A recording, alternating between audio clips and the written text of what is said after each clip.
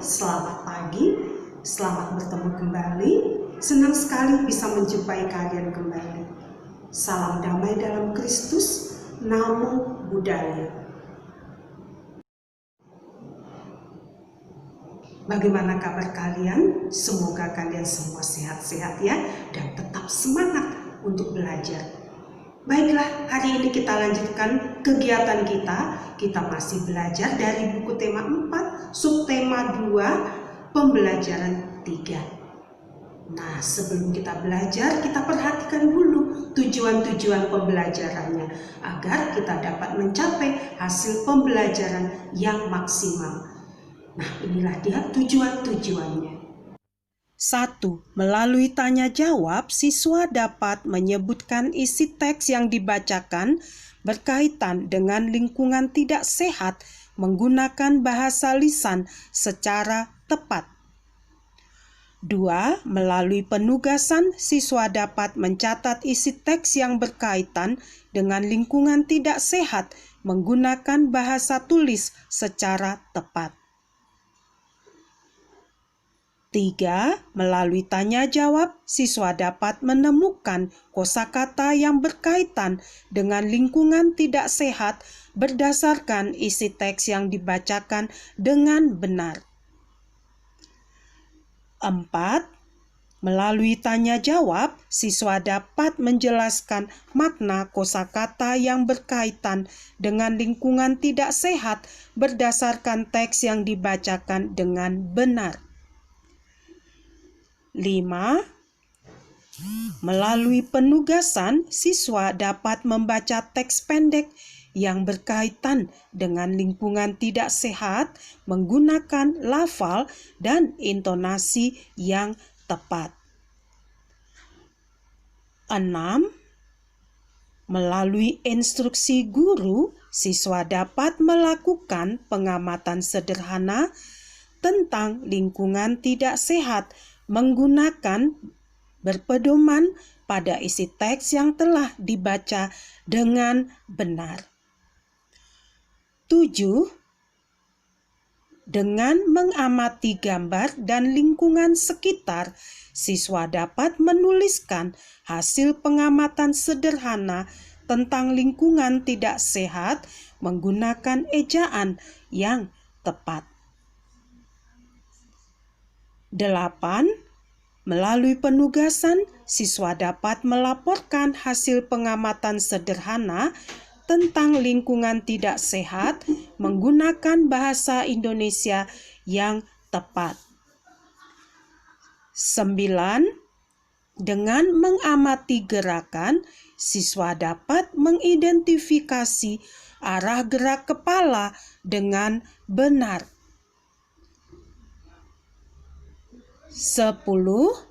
Dengan mengamati gerakan, siswa dapat mengidentifikasi arah gerak tangan dengan benar.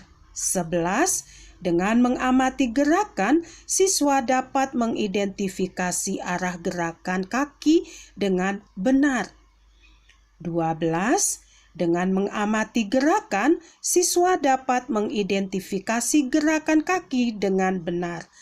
13. Dengan mengamati gerakan, siswa dapat melakukan gerak kepala dengan level dan hitungan. Coba perhatikan gambar ini. Ini adalah gambar kelas Dayu yang tidak bersih. Nah, sambil mengamati gambarnya, kita dengarkan ya. Tahukah anak-anak ibu bagaimana kelas yang tidak bersih? Tahu bu, kelas yang tidak bersih banyak sampah berserakan, jawab Dayu. Benar bu, kelas yang tidak bersih juga banyak kuman bu, kata Udin. Lalu ibu guru menjawab, bagus anak-anak ibu, sampah harus dibersihkan, kemudian dipisahkan, ada sampah basah dan sampah kering. Kita juga harus selalu menjaga kebersihan, ya nak? Setelah tadi kita mengamati gambar sambil mendengarkan penjelasannya, sekarang kita coba jawab pertanyaan-pertanyaan ini. Nomor 1, apa isi percakapan guru, Dayu, dan teman-teman? 2. Bagaimana ciri-ciri kelas yang tidak bersih? 3. Bagaimana pendapatmu tentang isi percakapan guru, Dayu, dan teman-teman? 4. Apa yang harus kamu lakukan jika melihat kelas kotor? 5. Bagaimana sikapmu jika melihat teman membuang sampah di ruang kelas? Isilah teka-teki silang berikut dengan benar. Nomor 1, mendatar, binatang amat kecil yang menyebabkan penyakit. Binatang amat kecil yang menyebabkan penyakit. Nomor 1, menurun, tidak mengandung air. Nomor 2, menurun, mengandung air. Sekarang bacalah teks ini dengan lafal dan intonasi yang tepat. Mari kita baca bersama-sama. Kelas yang tidak bersih menjadi sarang penyakit. Kelas yang tidak bersih akan menjadi sarang penyakit. Debu dan sampah mengandung kuman. Kelas juga akan menjadi sarang nyamuk. Penghuni kelas akan terserang macam-macam penyakit, misalnya batuk, flu, dan demam berdarah. Menjaga kebersihan kelas menjadi tanggung jawab bersama. Guru dan siswa harus sama-sama menjaganya. Jika ada yang membuang sampah sembarangan, harus segera diingatkan.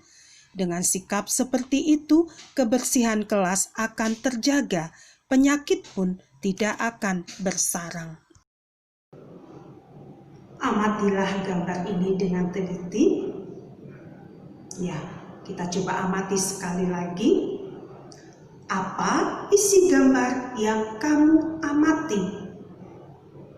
Apa yang kamu lakukan jika melihat kelasmu seperti pada gambar? Nah, setelah melihat hasil pengamatan tadi, coba kalian tuliskanlah hasil pengamatanmu dengan judul kelas yang tidak bersih. Nah, tuliskanlah di bukumu dengan tulisan yang rapi, ya. Kelas yang tidak bersih harus disapu agar debu tidak menempel. Nah, gerakan menyapu dapat membentuk gerakan sebuah tarian. Masih ingatkah kalian tentang gerakan menyapu lantai dalam bentuk menari? Nah, sekarang kita coba amati gambar ini dengan teliti. Gerakannya gerak kepala, gerak badan, gerak kaki. Gendang, rebana, tamborin, dan tifa adalah alat musik yang dapat dipakai untuk mengiringi tarian. Perhatikanlah bangun datar segi 5 dan segi 6 ini. Segi 5 memiliki banyak sisi, sudut, dan titik sudut 5. Sedangkan segi 6 memiliki banyak sisi, sudut, dan titik sudut adalah 6. Nah, perhatikanlah bangun-bangun datar berikut ada A, B, C, D, dan E. Kemudian masukkanlah ke dalam berapa banyak sisi, sudut, dan titik sudut. Masukkanlah ke dalam kotak yang telah tersedia. Itulah kegiatan kita hari ini. Tadi Ibu Guru berpesan supaya kita harus menyapu kelas kalau kelas tidak bersih. Dan sampah harus dipisahkan. Mana yang sampah basah dan mana yang sampah kering. Setelah itu kita juga tadi diajak untuk bermain-main dengan mengisi teka-teki silang. Lalu kita juga diajak untuk membersihkan kelas supaya kelas tetap bersih. Karena kalau kelas kotor nanti akan menjadi sarang penyakit. Nah, supaya kelasnya tetap bersih harus rajin atau harus selalu disapu.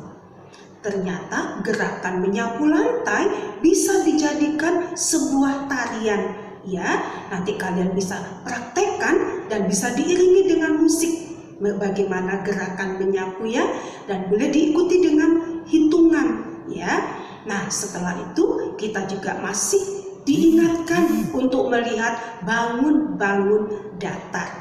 Nah, jangan lupa semua kegiatan kita dalam belajar hari ini ya. Ingat-ingatlah apa pelajaran yang pernah kita pelajari. Baiklah, Teacher rasa pembelajaran kita cukup sampai di sini. Sampai jumpa. Bye.